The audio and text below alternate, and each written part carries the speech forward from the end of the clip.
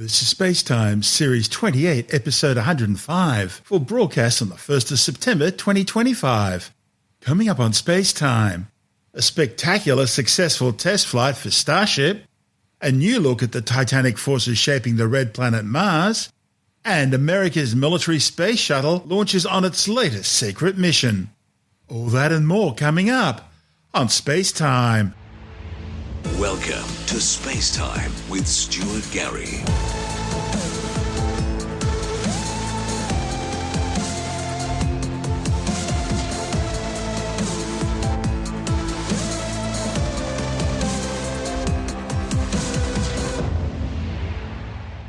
After a number of setbacks, the world's biggest and most powerful rocket, SpaceX's Starship, has undertaken a successful test flight, launching under stunning blue skies on the Texas Gulf Coast and splashing down just as planned in the Indian Ocean off the Western Australian coast just over an hour later.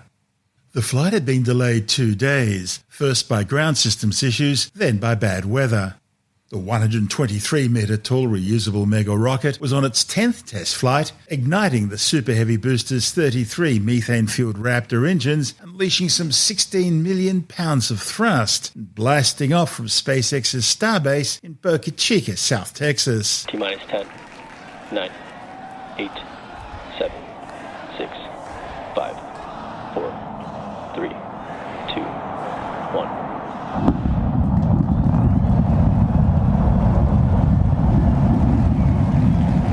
Vehicles pitching downrange. Booster chamber pressure nominal. We're a little over 40 seconds into flight. 33 out of Booster 33 ship, Raptor avionics engines. power and telemetry nominal. Getting good call-outs, healthy systems on the booster as it starts to pitch over the Gulf. All right, we're a little over 1 minute into flight, about to pass through max Q. Max Q. All right, so we are through the period of maximum dynamic pressure, max stress on the vehicle as it continues to fly. Back in June, SpaceX suffered another blow when the vehicle it was originally preparing for Test Flight 10 exploded on a Starbase test stand, destroying the Starship upper stage and forcing the company to switch to another ship. That blast was eventually traced to damage in a composite overwrap pressure vessel in Starship's payload bay, used to hold nitrogen gas for the vehicle's environmental control system. This time the launch went smoothly. The hot fire stage separation sequence also went as planned, with the Super Heavy first stage booster undertaking a controlled splashdown in the blue waters of the Gulf of America 7 minutes after liftoff. Our next major event is going to be hot staging. To get ready, the booster will shut down all but 3 of its Raptor engines. The clamps holding the 2 stages together will release, and the Starship second stage ignites its engines. The ship then separates from the Super Heavy booster and heads to space. At the same time, the 3 engines still firing on Super Heavy will flip the booster around. 10 more engines will ignite for the boost back burn, putting the first stage on the path for splashdown in the Gulf. The hot stage will be jettisoned for this flight, and that should occur just after the boost back burn. So we're about to shut down the first stage and perform hot staging. All right, seeing the engine start to throttle down. MECO, ship ignition. Boost back burn startup. Stage separation. Stage separation confirmed. We've got 6 engines running on ship. Booster is doing its boost back burn, continuing now towards its splashdown site in the Gulf. Ship We have seen all 6 Raptors nominal. lit up on ship. The Super Heavy booster's already proven itself reliable, with 2 spectacular launch pad landings during test flights 7 and 8 being caught both times by the launch tower's Megazilla chopstick arms. So SpaceX used this flight's booster return to Earth to carry out a number of experiments, including a fuel-conserving controlled flip during the descent stage and a landing burn during which one of the engines was deliberately shut down. Nevertheless, the booster successfully compensated for the loss of thrust and even completed a controlled hover before splashdown. Boost back burn shut down. All right, so at this point, we finished our boost back burn, so that was shut down. So that's the first of the 2 burns after a launch that the booster's going to do today. So now it's headed towards the Gulf. It's not going to be quite as an aggressive of a flight down. We relaxed that angle of attack a little bit, but we are then going to be looking for it to do its engine tests for the landing burn, and those are going to be a little unique this time. Yeah, typically we start with all 13 inner engines lit for that landing burn and bring that down to just this Center 3, but one of our test objectives for today is to simulate what an engine out situation would look like. So we're going to be intentionally turning off one of those Center 3 and instead lighting one of the engines from the middle 10 ring. Yeah, we did see one of those engines in the middle ring shut down during the initial ascent. Oh, looks like we have hot stage jettison floating away there to the left of the booster. Yeah, we did see one of those middle engines shut down during the ascent. Again, we are resilient to engine out on Super Heavy. That's why we're able to get through our ascent. Starship flying on the expected path. There's still a chance that engine could be back in the mix for the very start of the landing burn, so we'll see if we light up all 13. But we've even done a landing burn at the tower with an engine out, so very resilient. We'll see how it does on its way down to the Gulf, though. Ship Raptor chamber pressure is nominal. All right, here we go. Landing burn startup. Looks like we got 12 of those 13. Down to 3, including one of the middle ring. Down to 2. Nice little hover and landing burn shutdown. And into the Gulf, here we come.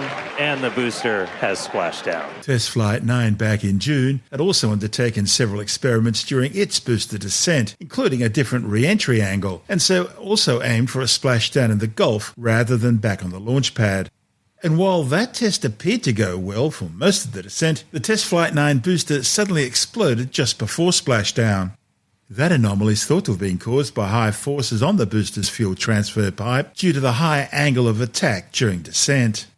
The failure was in the booster's main fuel tank pressurization system, the diffuser, which has now been redesigned to better direct pressurized gas in the main fuel tank, decreasing strain on the diffuser structure. Meanwhile, the 32-metre-tall Starship upper stage used for Flight 10 continued its climb as planned into a suborbital trajectory. Ship chamber pressure is nominal, so that chamber pressure, just that expected thrust level in those Raptor engines on the ship. 3 vacuum optimized, 3 sea level, all looking good. About 7 minutes into today's flight, ship continuing its ascent burn. This goes until just about 9 minutes into our flight. That ship engine cutoff is slated for 8 minutes and 57 seconds. We are going to see those 3 RVAC, the Raptor vacuum engines. Those will shut down first, and we continue burning for a couple seconds longer on those inner 3 before we hit SECO, or second engine cutoff. Yeah, we have ship engine cutoff coming up here just shortly. And as we mentioned, today's flight test is not an orbital flight, but rather one that demonstrates Starship's orbital capability. Starship is on terminal guidance. Entering the final phase of this burn. All right, shut down the vacuum engines. Ship engine cutoff. We shut down those Center 3. Successful ship engine cutoff. SECO, baby. There we go. That's what we want. Nominal orbit insertion. All right, we just heard the call out for nominal orbital insertion. All right, so ship is in space. Once in its suborbital flight path, about 20 minutes after launch, Starship successfully deployed 8 Starlink satellite simulators in order to test its PEZ-like dispenser mechanism, something it had failed to achieve on its 3 previous test flights. The flap's starting to move into a stowed position, so we've got some exciting demonstrations planned while we're on orbit. That right there, we just saved the FTS, the flight termination system. That's that automatic flight safety system we have on the vehicle. So that is now turned off while ship starts its coast period. Our next milestone is going to be the deployment of those Starlink simulators. We've got some payload inside of Starship that we're hoping to deploy into space for the very first time. It'll go about 1 satellite a minute. Just a few seconds until we expect those payload doors to open. All right, one more time. Open the pod bay doors, Hal. So we are currently in payload deploy prep. 1 step closer. Hal listened this time. He cooperated. He opened the payload door for us. Ship has transitioned to payload deploy. There we go. There goes another one. Finally getting to deploy some of those simulated satellites. PEZ system moving down. Next row. There we go. This is just kind of a dress rehearsal for when we're going to be deploying the V3 satellites. And these are just a massive, massive increase to Starlink's capability. Each one of them has 60 terabits per second of capacity that's going to get added to the network per launch. That's 20 times more than what we're adding with every single Falcon 9 launch today. All right, so as we said, we've got 8 total that we're going to go through today. It's about a minute for each one. All right, another one firing out. The last one has been deployed. Starlink simulator payload complete. Also, unlike Test Flight 9, this latest mission didn't suffer any issues with the reaction control system, meaning the spacecraft was able to retain correct attitude control during its flight. That failure during Test Flight 9 had left Starship rolling out of control and eventually breaking up during its re-entry. Yeah, we were able to get to a re-entry last time, but we didn't have full attitude control, so we weren't able to go in, heat shield first the way we're designed to. So we ended up losing contact with the ship before we could make it all the way through. So you still get data, but you're not really getting the data that we want to make sure we're kind of stress testing the vehicle. Another test, about 38 minutes into Test Flight 10, saw mission managers reignite one of Starship's Center Raptor engines. That's a procedure which will be needed during regular flight operations. A relight of a single Raptor engine while we are in space. We've done this once before. This is not necessary to deorbit, as we are in a suborbital trajectory, but this is essentially a chance to test out what we need to be able to do a deorbit burn at about 37 minutes or so into the flight, and then we get into re-entry. Relight demo startup. All right, looks like we confirmed the relight of one of those Center Raptor engines. And shutdown. Second time we've done that. Super exciting. Nominal Huge orbit congrats insertion. to the team on this milestone. At about 45 minutes after launch, Starship began its planned re-entry back into Earth's atmosphere. Mission managers had again modified the vehicle and its re-entry trajectory in order to push the spacecraft to its limits during the test flight. Numerous heat shield tiles had been removed in order to stress test vulnerable areas across the vehicle. Several tiles were also seen to fall off during the flight. Engineers also used the mission to test new metallic tile options, including one with an active cooling system. We're looking to get that light show and, more importantly, get that really critical data about the ship's heat shield. Yeah, exactly. At about T plus 45 minutes, we'll be heading for re-entry. Again, running those experiments with the tiles. We're going to be doing missing tiles, metallic tiles, and also intentionally loading those vehicles' flaps. As Amanda just said, we removed a bunch of tiles, and we do this in some intentionally scary places on the vehicle because we're really looking, are there spots that were vulnerable to this before we ever start moving towards putting ship into a full orbital mission to then do re-entries a little bit later on. So really critical to get that data. Re-entry has begun. We are starting to re-enter the Earth's atmosphere. We're moving about 5 times the speed of sound, and we're about to start barreling through the Earth's atmosphere and head for a splashdown in the Indian Ocean. We don't plan to recover the spacecraft today, but if we do make it all the way down to the water, who knows? But the goal of this part of the flight is to learn as much as we can about the ship's heat shield. A fully reusable, rapidly reusable heat shield for a spacecraft has never been done before. It's one of the hardest engineering challenges still out there for us. And re-entry is a critical phase of flight, so we'll need information on how the ship's system ends up performing. Still, the deliberately violent re-entry trajectory did take its toll, with a portion of the spacecraft's skirt near the engine bay breaking off and sending chunks of debris into space. That's not what we want to see. We just saw some of the aft skirt just take a hit. So we've got some visible damage on the aft skirt. We're continue to re-enter though. And again, we are intentionally stressing the ship as we go through this. So it is not guaranteed to be a smooth ride down to the Indian Ocean. We've removed a bunch of tiles in kind of critical places across the vehicle, trying to kind of push this vehicle to the limits to learn what its limits are as we design our next version of Starship. So 47 minutes, 45 seconds into the flight, the light show is continuing. The hit we saw to the skirt, definitely interesting. I will note, when we started doing these missing tile tests, we were intentionally removing them only in the skirt, as that's not over your fuel tanks or anything else that's kind of structurally critical for keeping the entire vehicle together. That obviously exposes your engines, so that could do some things for our landing burn. The ship itself, it's a little over 50 meters tall. We've got those 6 engines on board, the 3 vacuum, the 3 sea level, and they're down in that aft skirt region, which flaps have control. Right, so at this point, the flaps have control. That means we're getting into a dense enough part of the atmosphere that the flaps can start controlling us. We're not only reliant on those kind of reaction control system thrusters. We're going to continue hearing some call-outs as the ship makes its way back to Earth. So when we hear entry max heating and entry max Q, that will mean the ship has made it through the maximum heating and aerodynamic loads it will experience experienced as it returns. So if it makes it through those, we can say we're doing pretty well. It's all about 74 kilometers in altitude. In about 10 minutes, like Dan said, Starship will be transonic. This is going to be the period of flight where the velocities of airflow surrounding and flowing past the vehicle are concurrently below, at, and above the speed of sound, so somewhere in the range of Mach 0.8 to 1.2. For reference, commercial jets have a range of cruising speeds, but most of them fly at speeds between Mach 0.74 and Mach 0.85, so that's 480 to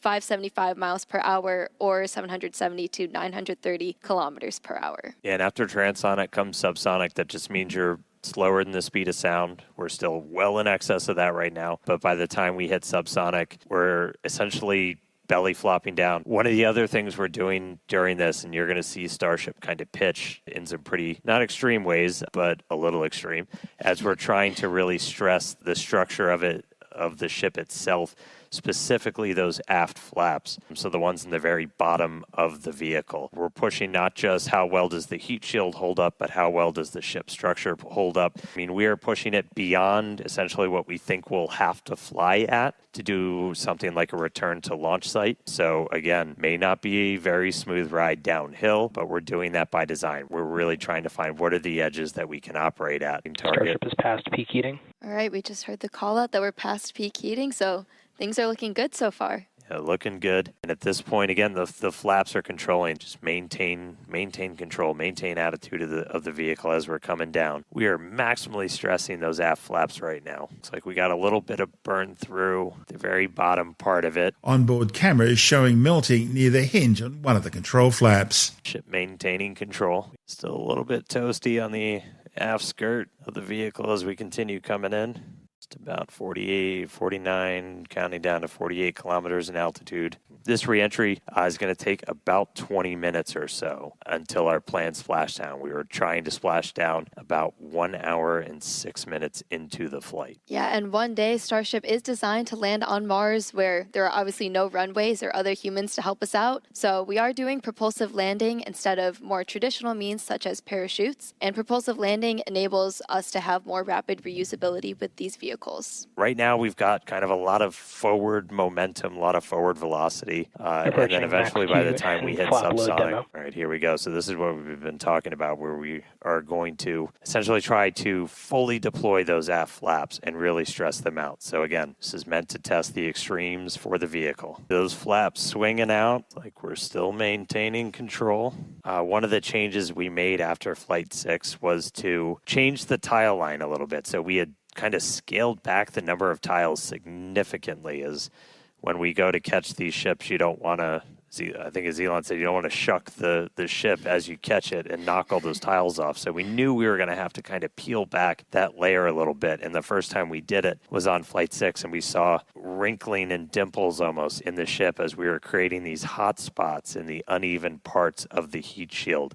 And so to kind of address that, we smoothed it out on the ship, and just looking at it, we can see kind of a little bit of hot spot, a little bit of warping almost near the payload door, a little bit of colored patina up above it, but we don't see those kind of deep, they almost look like gouges on that. So it looks like that's been pretty successful. So Starship is subsonic. All right, so at this point, we've dropped below the speed of sound. Still, despite the damage, Starship eventually performed a controlled vertical landing, splashing down tail first just as planned, right on target in the Indian Ocean, some 66 minutes after launch. So we're going to do the flip and the burn. So we're only using those 3 center Raptor engines, the sea levels, the ones that can kind of gimbal, that can move around and steer, dipping the nose down a little bit. 2 of our engines chilled in, waiting on 1 more. So again, we'll attempt to use 3 burns for that initial flip. We eventually go down to just 2 Raptors for the end of the landing burn. Structurally, we're looking good. Got good pressures in our nose cone for everything. So Starship's doing its belly flop right now. We're going to do the flip, swing out.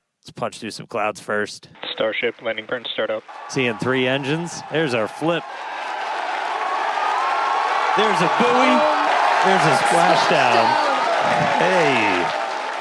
Oh, man. Yeah. Landing, flip, landing, burn, splashdown of the Indian Ocean. There we go. This successful test flight will help ease some of NASA's concerns about Starship being ready for the planned 2027 Artemis 3 mission.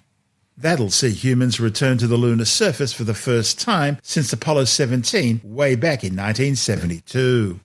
NASA plans to use a modified version of Starship called the HLS to transport crew from the Orion capsule down to the lunar South Pole surface for a week-long stay. But there are still many major hurdles yet to be overcome, including working out how to refuel the HLS in lunar orbit and keep the cryogenic liquid methane and oxygen cold enough and long enough to prevent it from boiling off during the 10 or more Starship flights that it will take to transport enough fuel to the HLS for the crew transfer mission. Starship and its Super Heavy booster are being developed by SpaceX boss Elon Musk as a colonial transport system to move 100 people or 150 tons of payload at a time on deep space missions, not just to the moon, but ultimately to Mars and beyond. Starship will also replace the existing Falcon 9 rockets and Dragon spacecraft on orbital missions around the Earth, and they could eventually be used for point-to-point planetary transport flights, putting any two places on Earth within just 90 minutes of each other. This is SpaceTime.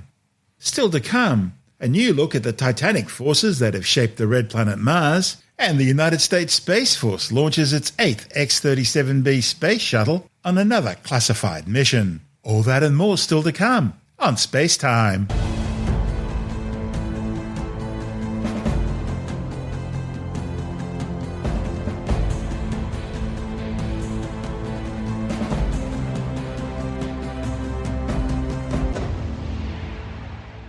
The European Space Agency's Mars Express orbiter has revisited a spectacular Rift Valley system on the red planet, showing how Mars was shaped by ancient geological upheaval and later sculpted by ice-rich flows.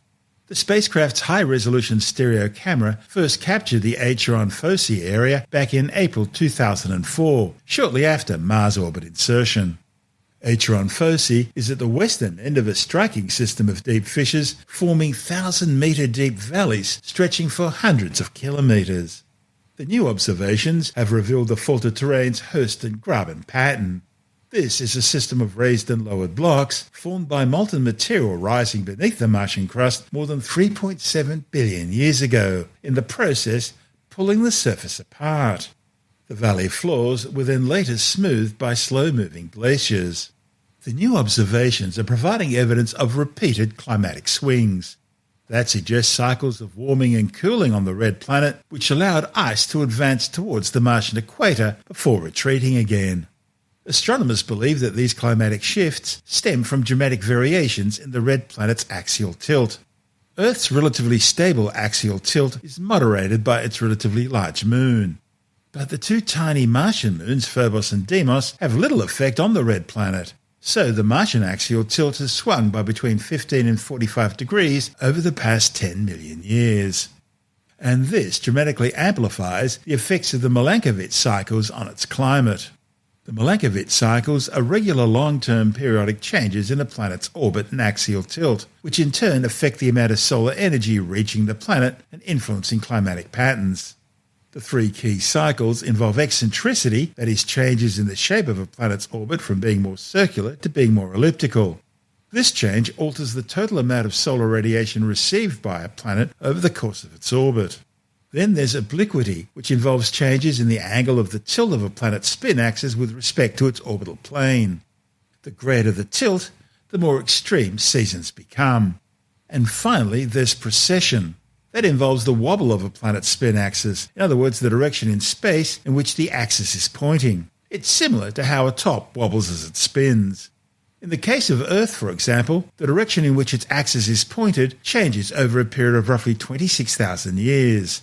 This affects climate and the timing of seasons relative to the planet's position in its orbit. And while these changes are fairly gradual on Earth, on the red planet Mars, the changes are striking, having a major effect on its climate. Towards the east of Acheron Foci, the fractured ground gives way to dark plains separated by mesas and rounded hills, which are remnants of an eroded rock layer. Eroded ancient channels, carved by the persistent movement of ice and debris, snake between these features. Smoother plains lie to the west, stretching all the way towards the giant now extinct shield volcano Olympus Mons, the largest volcano in our solar system, and more than twice the height of Mount Everest.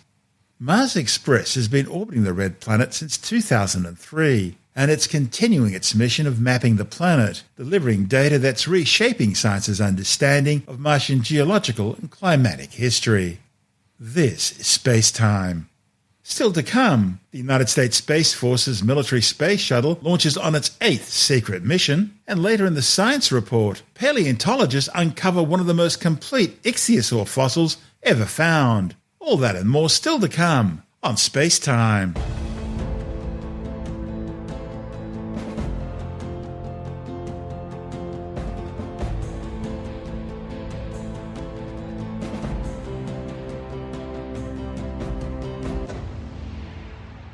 The United States Space Force has launched its 8th X-37B space shuttle mission on another classified flight. The Delta Wing spaceplane was mounted inside the payload fairing of a SpaceX Falcon 9 rocket for the launch of Pad 39A at the Kennedy Space Center at the Cape Canaveral Space Force Base in Florida. The United States Space Force says the vehicle's clandestine mission will include a wide range of test and experimentation objectives. The military says these operational demonstrations and experiments comprise next-generation technologies, including laser communication systems and the highest-performing quantum inertial sensor system ever tested in space. The X-37 was originally developed by NASA and the US military back in 1999 as a mini version of the manned space shuttle. It was designed to be carried in the payload bay of the space shuttle and then launched from orbit on a range of potential missions, including the refueling and servicing of operational satellites. It would also undertake independent research, carrying instruments in its own payload bay. The project was eventually taken over exclusively by the military in 2004, and that resulted in the development of 2 operational X-37B reusable spacecraft by Boeing, the first of which flew its first orbital mission in 2010. The last X-37B mission, OTV-7, remained in orbit for more than a year before returning to Earth back in March. And previous missions have lasted in orbit for several years at a time, the longest staying up for 908 days. This 8th mission, OTV-8, is the 4th for Vehicle 1. The X-37B has proven itself to be a versatile platform, capable of targeting highly elliptical orbits and also dipping down into the upper Earth atmosphere, using aerobraking to change orbits before enemy nations can lock tracking onto it. And that's important because as well as testing new technologies, these spaceplanes can also be used for reconnaissance missions, and they can utilize a range of anti-satellite capabilities, visiting, studying and monitoring enemy spacecraft in orbit. This is SpaceTime.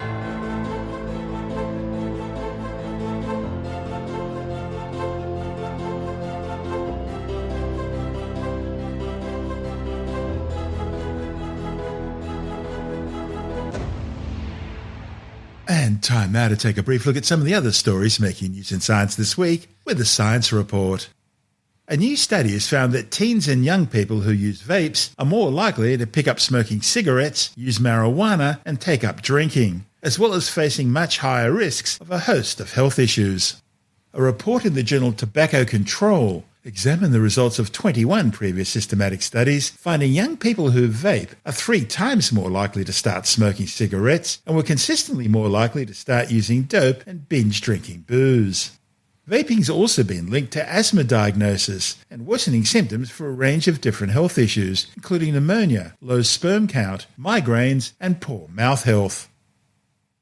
Paleontologists in Queensland have uncovered one of the most complete ichthyosaur fossils ever found. Ichthyosaurs were marine predators from the age of the dinosaur and were similar in appearance to modern-day dolphins. The 7.1-metre-long aquatic reptile was discovered 400 kilometres northwest of Longreach in outback Western Queensland. The 100-million-year-old fossil, thought to be species of Platypterygus australis, is some 90% complete. The find includes a complete vertebral column, an intact left flipper, part of the right flipper, as well as hind flippers, partial tail fin, and a nearly complete skull and torso. The ichthyosaur was a dominant predator of the inland sea, which covered much of Western Queensland some 100 million years ago. Surgeons in China have for the first time transplanted a genetically modified pig lung into a human patient. The lung continued to function in the recipient for almost 9 days. A report in the journal Nature Medicine claims previous research on transplanting genetically modified pig organs have focused primarily on kidneys hearts and livers, with genetic modifications used to remove antigens that could make the human immune system reject the organs immediately. So, using the same strategy, the surgeons implanted a pig lung into a 39-year-old human who had already been declared brain dead. They say the body did not immediately reject the lung. However, the lung did show signs of damage 24 hours after transplant and signs of rejection at 3 and 6 days, before it finally died on day 9. A new study has found that around 3 in every 10 Americans make use of astrology, tarot cards or fortune-telling at least once a year. However, the findings by Pew Research also show that about 2/3 of those say they only do it for fun. Tim Mendham from Australian Skeptics says the findings also show that around 1 in 10 people mostly engage because they believe the practices really do give them helpful insights. And 1 in 100 actually rely on what they learn from these practices when making major life decisions. Pew Research is a pretty reasonable place. It's sort of quite legit. And they did a survey of close to, getting up towards 10,000 US adults, asking them what their attitude toward astrology and fortune-telling, tarot cards, that sort of stuff. And they said 3 in 10 Americans make use of it at least once a year, but most of those do it for fun. It's sort of like reading the star sign astrology in the local paper, or they just sort of dabble in it, but they don't take it that seriously. So you could say that 9 out of 10 Americans don't take astrology seriously. So that'd be a different headline entirely. There's 1 person out of 10 who might say they engage mostly because they believe the practices give them helpful insights, and there's 1% of the whole population that say they rely on what they learn from astrology, tarot cards, etc., when making major life decisions. So you could easily say that 99% of Americans do not rely on astrology. That's probably not the way people want to see it. They're talking about it being a big industry, $1 billion of revenue, employing 105,000 people, apparently, according to a different market research firm, Ibis World. So it is big business. The biggest fans tend to be younger people, tends to be people who just finished Scott Australia high school. Younger women especially, LGBTQ people, apparently, have a greater interest, but it's not necessarily huge. People who are older, age 65 or older, those with higher incomes, college degrees, and those who identify as politically conservative are less likely than other adults to believe in astrology and engage with tarot cards. So there doesn't seem to be a correlation either between religion, religious belief, and belief in these things, which is interesting because they do tend to contradict each other. But a lot of religious people are just as much inclined to follow astrology and tarot cards, according to this survey, or at least have fun with it, as the non-religious group. Although atheists tend to be a bit more dismissive of astrology and tarot because probably they don't believe in the supernatural. But it's a growing industry, despite the fact that it's how can I say, bunk. When you say 1% of Americans, that's still 3.3 million people. That's a lot of people. Yeah, but I mean, there's more people than that believe in ghosts. It's only a small percentage. Assume that they take it very seriously. There are a lot more people taking a lot of other supernatural things seriously. That's Tim Mendham from Australian Skeptics.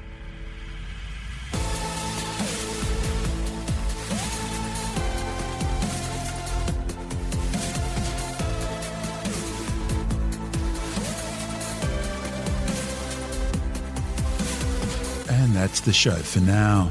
SpaceTime is available every Monday, Wednesday and Friday through Apple Podcasts, iTunes, Stitcher, Google Podcast, Pocket Casts, Spotify, Acast, Amazon Music, Bytes.com, SoundCloud, YouTube, your favourite podcast download provider, and from spacetimewithstuartgary.com. SpaceTime's also broadcast through the National Science Foundation on Science Zone Radio and on both iHeartRadio and TuneIn Radio. And you can help to support our show by visiting the SpaceTime store for a range of promotional merchandising goodies, or by becoming a SpaceTime patron, which gives you access to triple-episode commercial-free versions of the show, as well as lots of bonus audio content which doesn't go to air, access to our exclusive Facebook group, and other rewards. Just go to spacetimewithstuartgary.com for full details. You've been listening to SpaceTime with Stuart Gary. This has been another quality podcast production from Bytes.com.